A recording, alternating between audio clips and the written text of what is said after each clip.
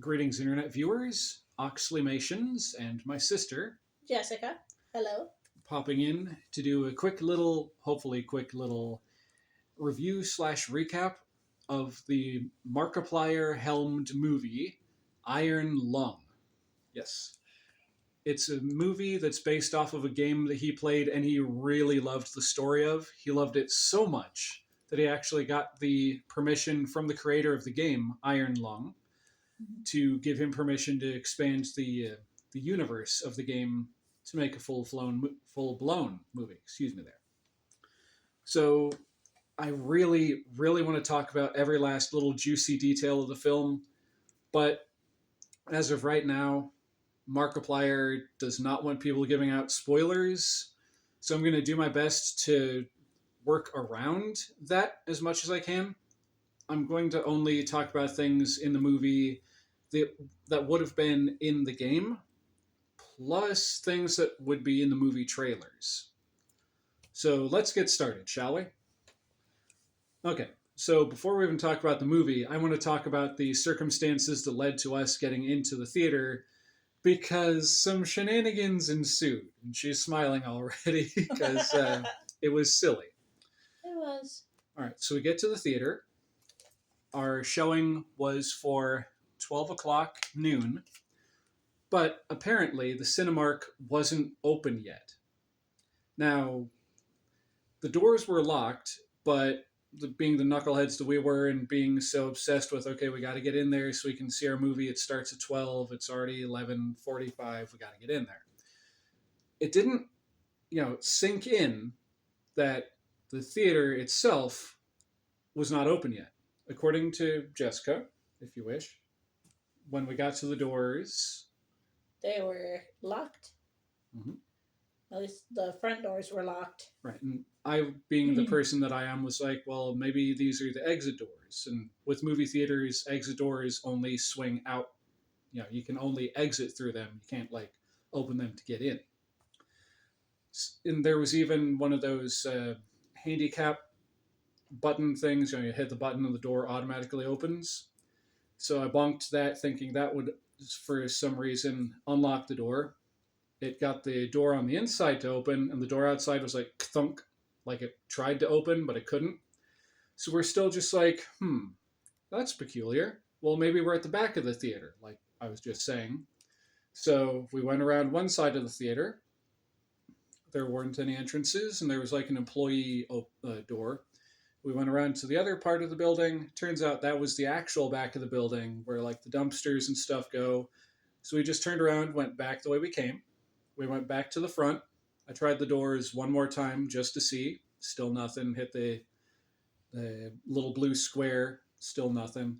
So we go over to the side of the building on the other side. The one door was still locked. Chunk chunk. The other one, she tried initially. As she was pulling on it, it started to open, but for whatever reason, she gave up. So I was like, huh. And I went over, took hold of the handle, came right open. We went in, not realizing that the place was still probably about 10 minutes away from opening. Mm-hmm. So we just walk in, we go over to the bathrooms because we wound up popping in by the bathrooms. I did what I had to do. She did what she had to do. And then we go around the corner, and there's where we're supposed to, there's supposed to be an usher there, and we're supposed to get our tickets and whatever. And we walk past that, and there's a concession stand at the front. There's a couple of guys in there over by the popcorn machine just chatting. I'm like, hey, we're here to see Iron Lung. We're here to get our tickets. They're like, oh, okay. And then there's like this look of realization, like, hey, how did you get in here? And we're like, the door on the side. The guy rolled his eyes, looked at his friend, who also rolled his eyes, and we're like, were we not supposed to be in here yet? It's like, no, technically we're not supposed to open for a few more minutes. We're like, oh, crap. Okay, well, do you want us to go back out? And they're like, no. His other friend, by this point, was already around the counter, heading toward the front doors with his keys, getting ready to unlock everything. Let the other, 3-4 people come in. So we were, admittedly, we were feeling pretty stupid. Crap, I'm feeling yeah, embarrassment, just like, crap. We should have known. The doors weren't opening, whatever. But we found the one door that was open, and we just kept a low profile for the rest of the time we were in there. Just like, we'd also like popcorn and a couple of drinks in the middle. I'll meet you there in a minute. So we go to the middle, ourselves a large popcorn. Were these larges or were these mediums? They're medium. We got ourselves medium drinks, which these things for mediums are huge. As a comparison, here is a normal tissue box. And as you can see, we're not sponsored, but we went to the Cinemark theater near our house, near our place of residence, the Oxleymations, as it were, if you will. So we get our food, our popcorn, our drinks. We go into the theater. And the whole reason why we were able to do this is because of a friend who very graciously gave us their free passes, because they go to the Cinemark often enough that they earned enough points to get 2 free movie tickets. And they were like, "We heard you want to go to the movie and that you're tight on cash, so you want these?" We're like, "Hell yeah, we want those," pardon my language. And they graciously did the thing for us. We go to the movie, had a good time. Mm-hmm. So we go into the theater, and again, surprise, shock, and awe. We were the very first people to go into that particular theater. We were in number 3. Yeah, we were in cinema number 3. Sat down, completely empty. Not a single other soul in there, because apparently we were the first ones in the entire building, aside from the employees, which I still feel kind of awkward about, but hey, it happens. Mm-hmm. So then, like, what was it? Somewhere between 5 and 7, maybe 5 and 10 people came in after us. I'd say less than that. It was like maybe 5. Well, there were the 3 dudes over on this side. There's Mhm. one dude straight down the center, the dude over here, and then a couple others filed in. So we'll say between 7 and 8 people, aside from ourselves, went to the screening. Mm. And it was very quiet. The people to the left, they were kind of chatty a little bit, and they're like, "Oh, yeah." They were keeping their voices down, but they're like, "Sweet," when they saw Markiplier on the screen and when his name was on the things, like, "Yes," stuff like that. But they weren't like, "Oh yeah," they weren't rowdy and rambunctious, thankfully. Yeah, thank goodness. And there were a couple of people who just kept chit chatting and yapping over to our right, but they were also keeping their voices down mostly, so we were able to focus on the film. Now onto the film itself. Let me just get a drink here, because that's the one thing that I always forget about popcorn, is that, it's got those kernels in it, and those little kernels get like stuck in your gums, your teeth, and the back of your throat. So one moment. Their soda was absolutely on point, though. Got myself a cherry Coke. It was perfect. Okay, so when it comes to the movie itself, like I said, I'm going to be mostly vague about this. And like I said, I really want to talk about the juicy details of it, but I don't want to say too much and upset Mark James Fishbach. I believe his middle name's James. Anyway, don't upset Mr. Fishbach. So here are the basic bullet points of the film. Okay? The story goes, Mark, as we'll say convict, the name is revealed later on in the movie, but I don't know if if it would be cool to spoil that. But convict, as you will, essentially did something really bad to another station, right? It was a station, they said. It was like blah station blah. Yeah. So to kind of make up for this and to earn his freedom for having done what he did, which is kind of skirted around that something big, terrible happened, and somehow he was involved in it, and they blame him specifically because, reasons. He is, well, does he agree to it, or do they just say, "Hey, you're going to do this"? I believe he agreed to it. Okay, so he agrees to go down to earn his freedom. I'm skipping a little bit. So what he agrees to go down in is this submersible that it's the thing the movie's named after, the Iron Lung. Basically, it's a submarine, a really kind of crappy one at that. And he's being sent down into an ocean of blood.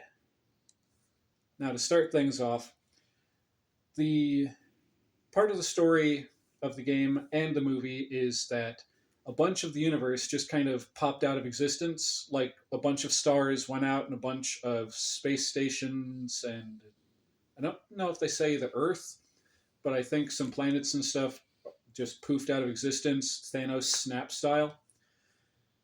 And so they're going to different moons. There are, I believe, four.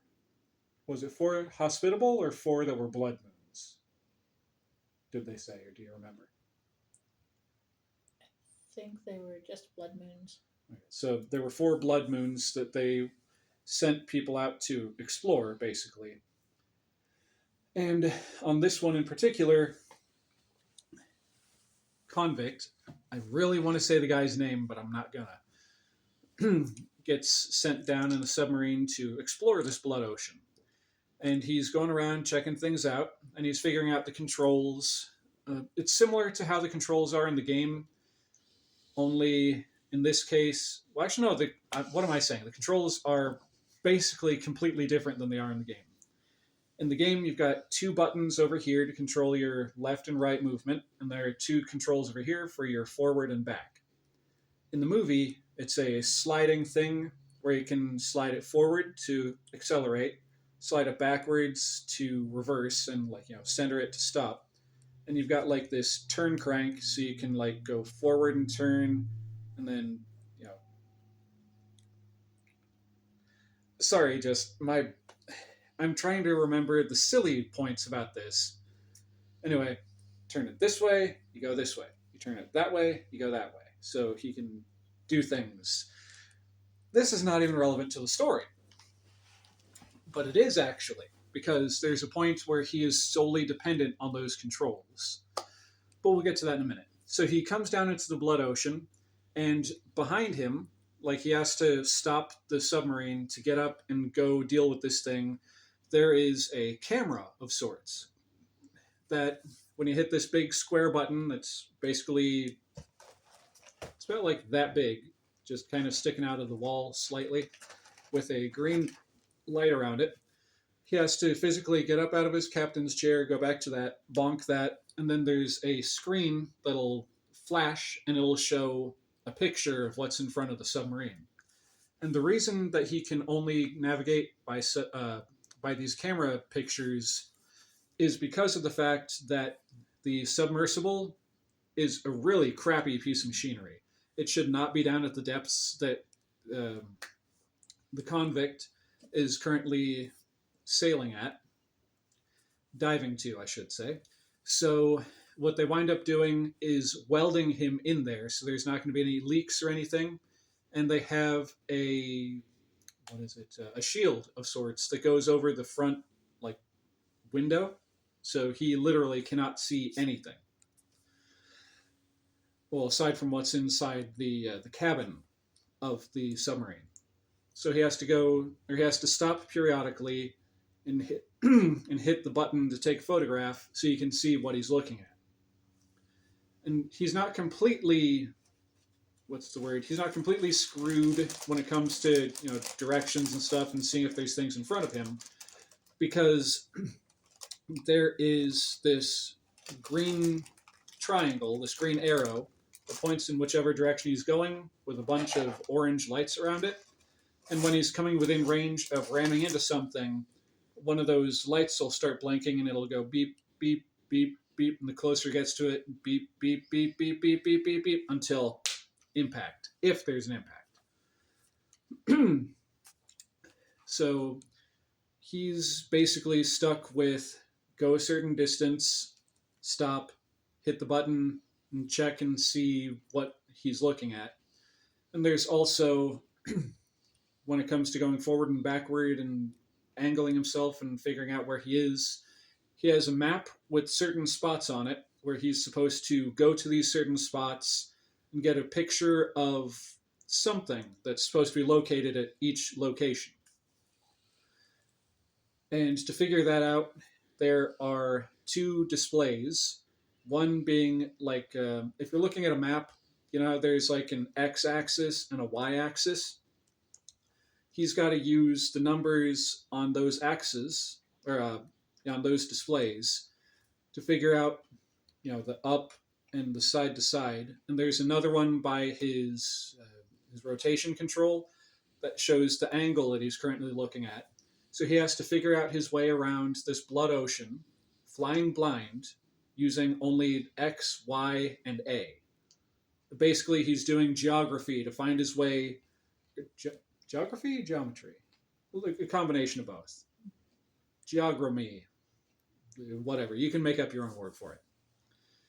So, and there's a point where he winds up going completely off the map because things go awry in the sub, and he gets knocked off course by something.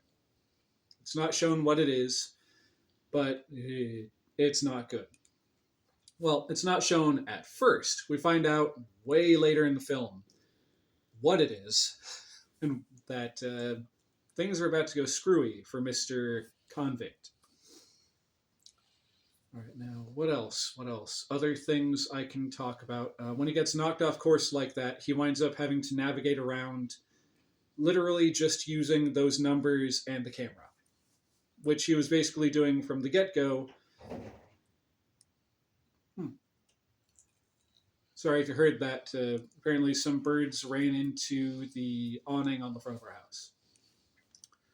Anyway, so when he starts off, he's got radio contact with the people up on top of the blood ocean. His subordinates, or not subordinates, his supervisors, we'll say. Oh, I got another tickle.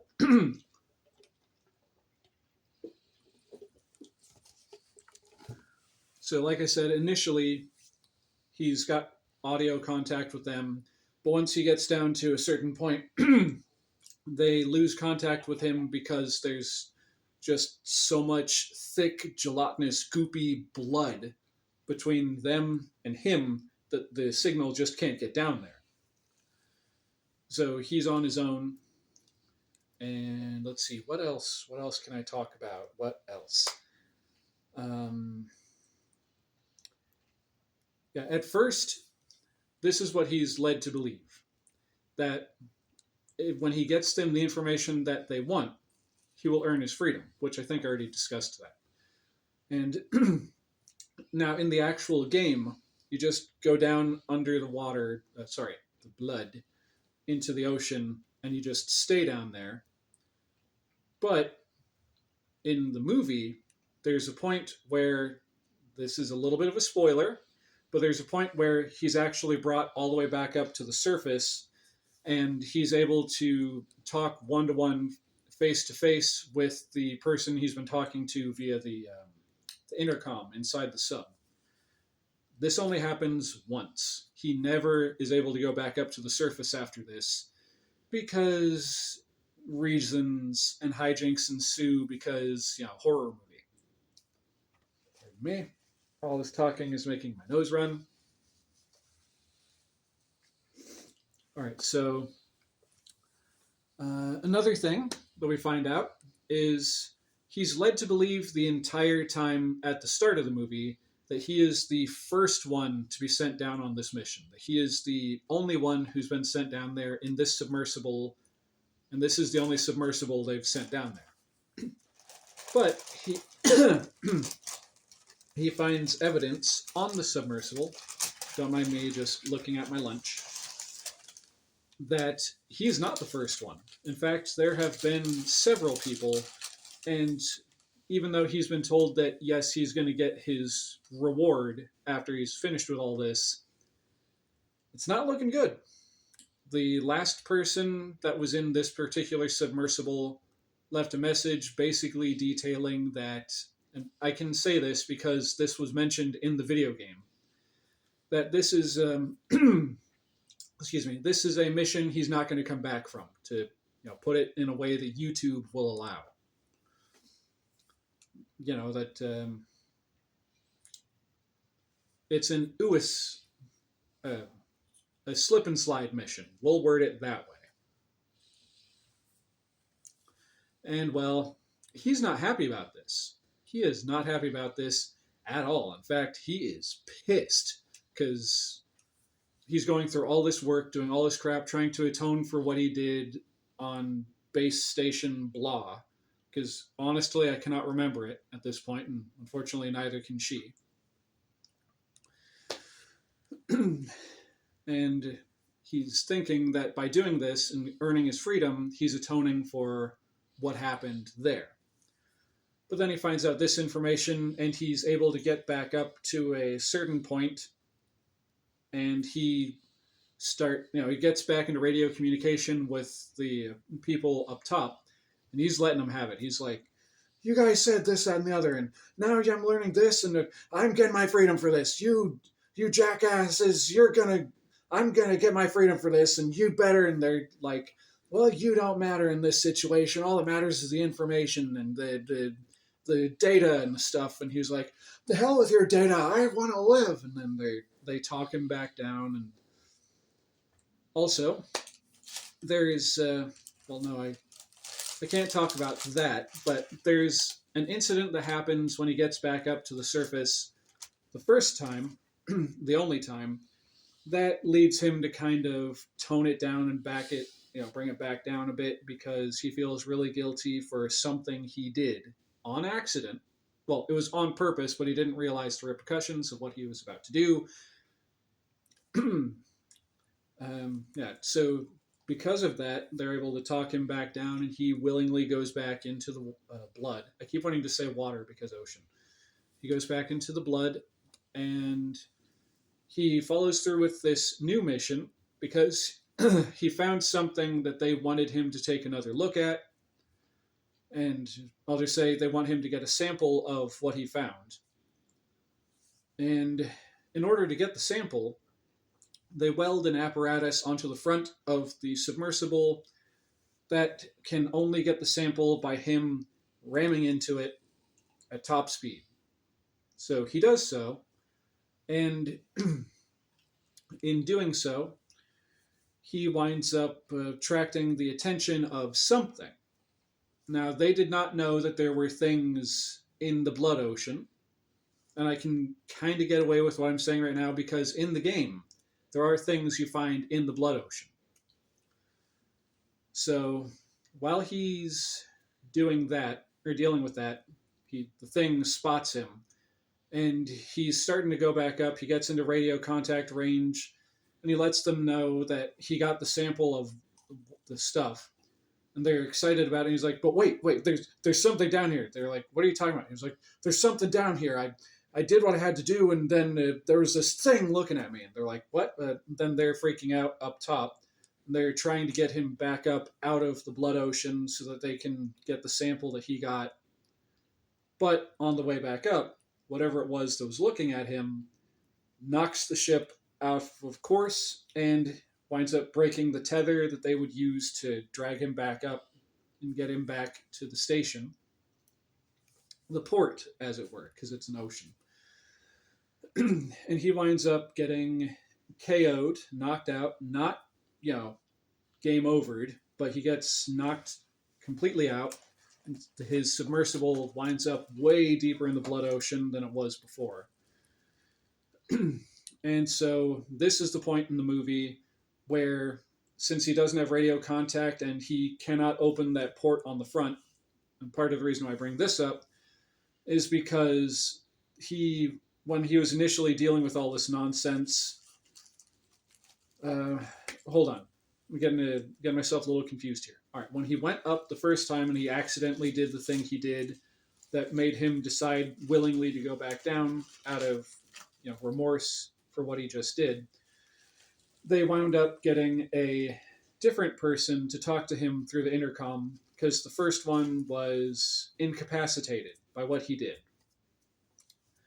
So he's going back down, And pardon me, just trying to get my facts straight because I was on a straight path. Remembered I forgot something like back here, and I'm trying to backtrack up to that and talk my way back down. It's so much. Think, think. You know, go Winnie the Pooh here. Just think, think, think.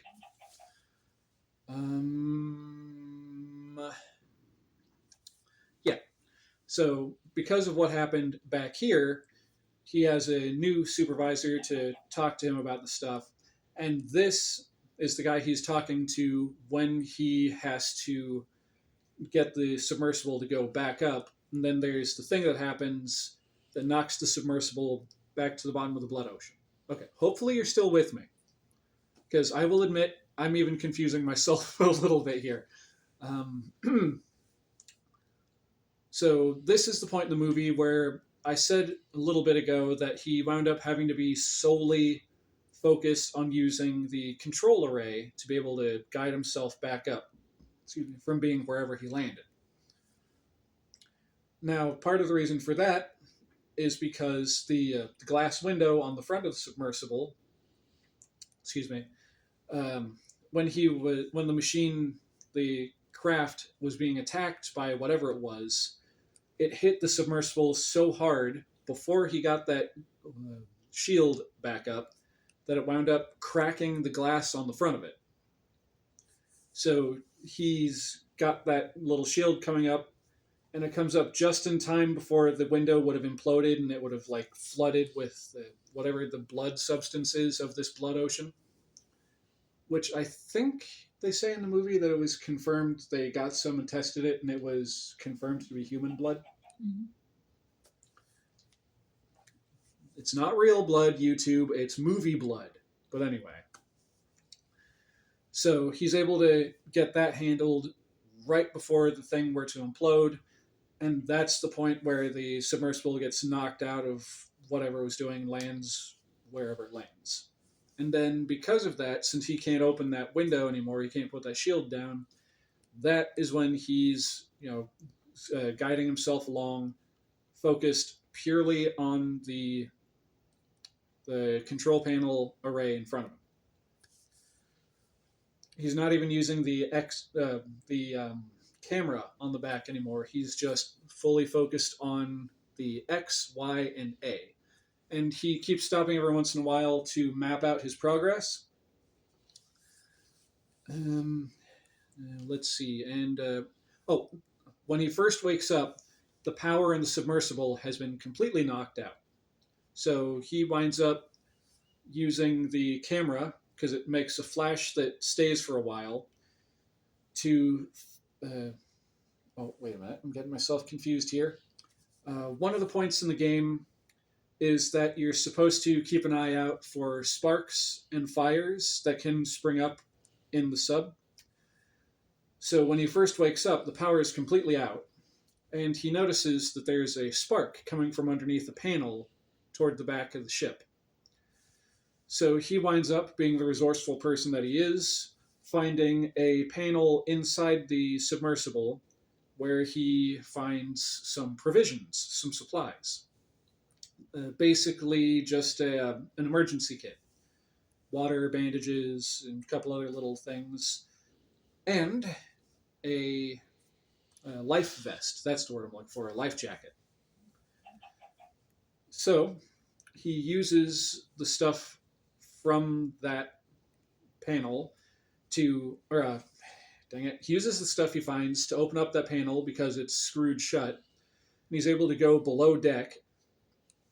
And while he's below deck, he finds that there's a black box.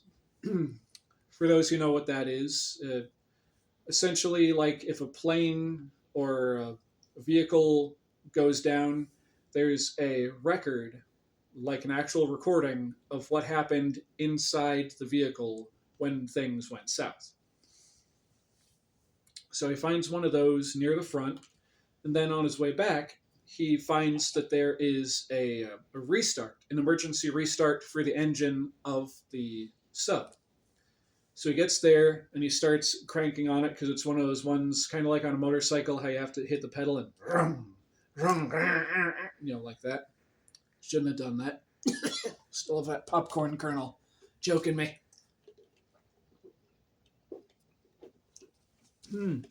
So he gets the engine going again, and at this point in the movie, he's starting to hallucinate a bit.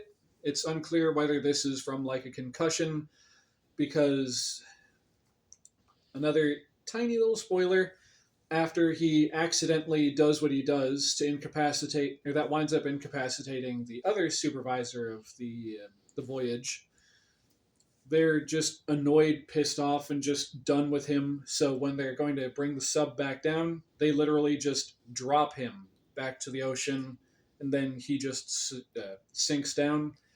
And they literally drop him. He's not like holding on to anything or buckled in or anything. He literally goes airborne and then slams right into the floor of the thing and messes himself up. Why did I have to slap the back of my hand? That's where all the tender veins and tendons are. That's going to hurt for a bit. So yeah, it's not made clear whether he has like a concussion or whether it's because of a lack of air, because that's another thing he's contending with, is the amount of air in the submersible is dropping. He starts off with, is it 4 or 5 dots? Pretty sure it's 4 because he says it goes down like a 25% each time. So he's got like these, not yellow, these green lights that indicate how much air he has. And he's slowly running out of air. He's down to like 2 dots of air by this point in the movie, I think. And then he like gets down to only 1. So the things he's seeing, it's not clear if it's a head injury or if it's because of that. But I digress. Things are not looking good for our hero. And as this is going on, we get a little bit of backstory, and we get to see glimpses of what happened before that led up to this point in the film, that led up to the film to begin with, his situation. And he's contending with that while also contending with all this new information he's finding out, and he's seeing about the ship, previous missions, and such. And so he's doing everything in his power to hold it together. He is just losing it. He's being basically put through all these inhumane things just for the chance to get his freedom. So at one point, after he gets the engine going again, he starts trying to make his ascent and trying to figure out his way around, and he winds up getting stuck in a loop at one point. He does a full circle. But thanks to the images, because he finds out, I don't know if this is a major spoiler or not, so take this with a grain of salt, but he winds up finding out, thanks to a computer terminal in the submersible. This is another thing I can say because it happens in the game, and if you've seen gameplay of the game, then you already know about this. A computer terminal that he's able to use to access information. And some of the information he finds out on accident, because there's a trackball on the side of it that he gets pissed off and he slaps, and suddenly it opens up this folder with all these pictures that he's taken since the start of the film. And he's scrolling through them, and he finds one spot during his current, loop-de-loop where there was a branching path. So he guides his way back over to there, and he's able to take this branching path, and he's starting to actually make progress back towards the surface. He's able to get back into radio contact with the people up top, but there's also some more hallucinatory shenanigans that ensue. I won't say much more than that. And he has to contend with that while also trying to get orders from his supervisor, his superior, whatever, up top. That part gets a bit confusing, I will say that right now, because it's them talking plus his hallucination basically fighting for dominion over his concentration. And in the end, he winds up making another deal because of some information he found out about one of the other missions. Because he finds out that, like I said initially, he wasn't supposed to come back from this mission, and even if he did come back, that didn't mean that he was going to get his freedom at all. So he makes a new deal using information that he finds out that when he comes back up, they're going to give him his freedom for this information. So they work out the deal. He's able to get clearance to be able to do a thing with the computer so he can get the information.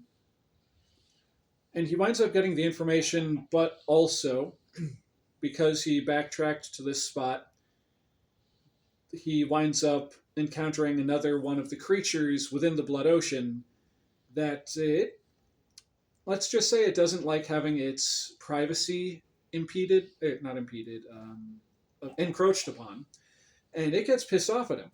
So it becomes a race to the finish of him trying to get back to the surface while whatever this thing is chasing after him. And in the middle of all this, there's a point where the black box for the sub comes into play, where he's got to go back below deck. And this is another thing I forgot to mention. Because of damage that the submersible withstood when it got knocked off course and fell wherever it fell, there's now a breach in the hull, which means that the blood of the Blood Ocean is actually seeping its way into the submersible slowly but surely, and gradually it's picking up a bit.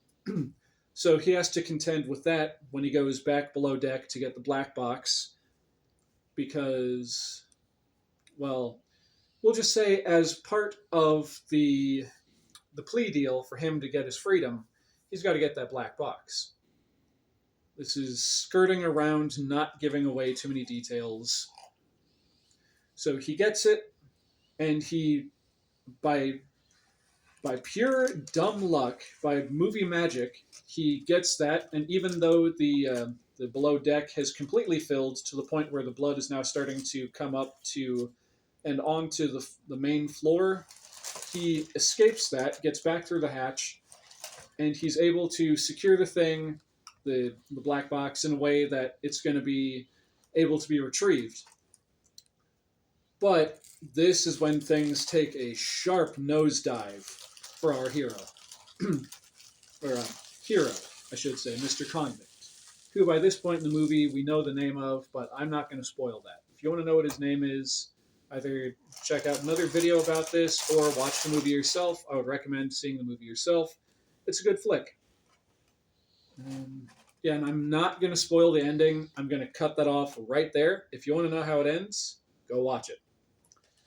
But I will say this, the movie starts off as a bit of a slow burn. They're giving us a bit of exposition. There we go. A little bit of exposition as to what's going on, the circumstances of our main character, the reason why he's there and what's going on, and then him figuring out the controls of the sub and all that stuff. And the attention to detail in this movie is awesome. Like, they took a bunch of details from the game and they transferred that into real, IRL, real life. And there was actually one little thing in the game that didn't make sense, was the fact that when the main character is talking to the people up top, it's obviously over a radio because the frequency drops at a certain depth, right? Right. So you would think that there would be like a speaker box or something on the ship as he's, doing his thing, but there isn't. If you actually go back and watch gameplay of it, or if you're playing the game for yourself, if you look around, there isn't one. So what they wound up doing was they actually put like one of those speaker boxes inside the submarine. And also, thanks to one of Markiplier's Let's Plays of the game, we both watched through them last night. There's a cheat code where you can actually get the call box inside the submersible. But what was I talking about that led to that little string of thoughts? Um, sorry, my train of thought is just completely all over the place because I'm trying to remember stuff about the movie. I'm trying to say things in ways that don't give away too much and still have this be a relevant, review video. Plus the fact that I haven't eaten in several hours. By several, I mean this morning, and it's currently almost 4 o'clock. No, it's currently after 4. Um, yeah, there are a couple little details like that that got changed specifically for the movie, and it's all for the better. Let's see, I was saying it's a little bit of a slow burn at the start, but once it actually gets going, though, once the action actually ramps up to where it needs to be, the movie is good. And I would say that if you're going into this expecting like a wham, bam, pow, thrills right in your face kind of flick, you're going to be a bit disappointed. But if you're going into this looking for kind of a psychological horror thriller kind of film, then this one is right up your alley. Also, it's not for the squeamish, especially the ending. Neither of us is going to ruin that, but it's not for the faint of heart. We'll say that right now. In conclusion, though, I would say that I give this, in the words of Siskel and Ebert, 2 thumbs way up. Really like it. I do recommend it. You've been rather quiet because you've been eating and stuff. What are your thoughts on the film? It was excellent. Extrapolate, give more detail. I liked the effects that they used. Mm-hmm. It was mostly practical effects, by the way. Yes. Those are very good. Mm-hmm. You don't see those too often in modern Hollywood. No, you don't. Anything else you want to add? The ending, you're not even gonna guess what it is. Right, you're not going to see that coming. Mm-mm. Like, even I, myself, the kind of person who looks for details like that, like you're just watching, even with some movie trailers, if you're watching enough of them strung together, you can kind of piece together how the movie is going to go or what the ending is going to be. This one, I had no idea. Just, it was, we'll say it's dark. We'll say that right now, right? That Yeah. The ending is dark. It really is. But would you say that you recommend it? I would. All right, so that's 2 recommendations. And with that said, I'm going to wrap things up here. Wait, did you have something else you wanted to? Yes. Just so that anyone out there has epilepsy, doesn't know about this yet. Yeah, the photosensitive epilepsy warning. We'll throw that on the end of this video. It's because it's got that camera element. There's a bit of a flash that happens. They're not like blink, blink, blink, blink, blink, blink, blink, flashing all the time, but it's frequently enough that it's like flash, flash, and they are exceptionally bright. Mm-hmm. Basically, like if someone were to take a flashlight and just go like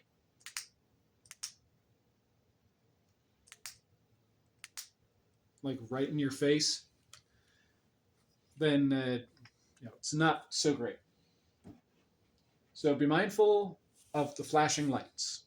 Yes. Any other things you'd like to add? No, that's basically it from my standpoint. All right. So yeah, be mindful of the lights, and if you're squeamish about blood, also be mindful of that because it's literally a submarine in an ocean of the stuff. That about wraps it up. Yep.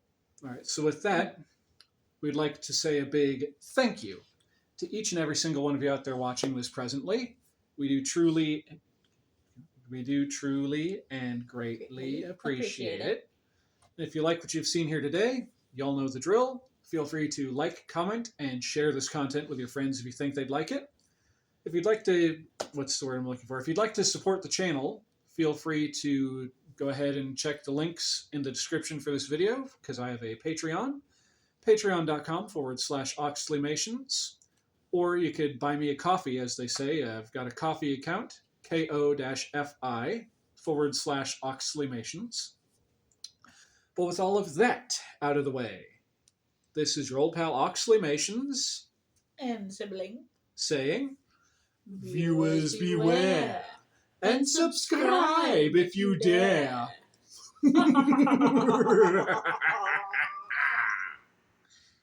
Later.